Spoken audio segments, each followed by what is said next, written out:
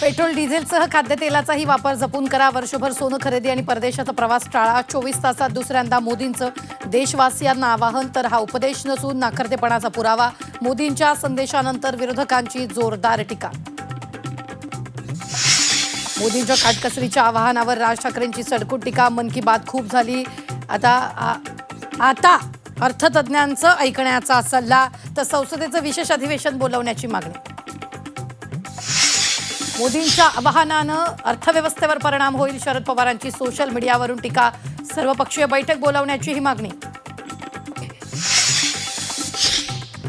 मोदींच्या आवाहनानंतर work from होमची मागणी वाढली. आयटी कर्मचारी संघटनेचं केंद्र सरकारला पत्र.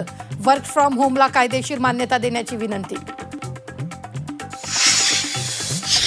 वर्क फ्रॉम होम नंतर आता शाळाही ऑनलाईन होण्याची शक्यता. शाळांचे वर्ग ऑनलाईन घ्या.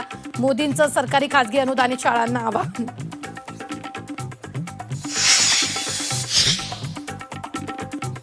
देशात खाद्यतेलाच्या दराचा भडका उडण्याची शक्यता. खाद्यतेल प्रति किलो 10 ते 15 रुपयांनी महागण्याची भीती. पाम तेल उत्पादक देशाच्या बायोडिझेल धोरणाचा परिणाम. राष्ट्रवादीच्या राष्ट्रीय कार्यकारिणी यादीतून प्रफुल्ल पटेलांचं नाव वगळल्याची चर्चा. तर कार्यकारिणी यादीत चूक, लवकर दुरुस्ती करणार असल्याची सुनेत्रा पवारांची ट्विट करत माहिती. स्थानिक स्वराज्य संस्थांच्या माध्यमातून निवडल्या जाणाऱ्या विधान परिषदेच्या 17 जागांसाठी लवकरच निवडणूक. पावसाळी अधिवेशनापूर्वी निवडणूक होण्याची शक्यता. ईडी लवकरच बोंदुखराचा ताबा घेणार. खरातला 18 मे रोजी विशेष पीएमएलए कोर्टात हजर करणार. मनी लॉन्ड्रिंग गुन्ह्याप्रकरणी कोर्टाचे आदेश. नसरापूर अत्याचार आणि हत्या प्रकरणात पोलिसांना महत्त्वाचा साक्षीदार मिळाला. साक्षीदारानं नराधमाला पाहिल्याचे पुरावे हाती. तपास पथकानं 18 ते 20 ग्रामस्थांची साक्ष नोंदवली.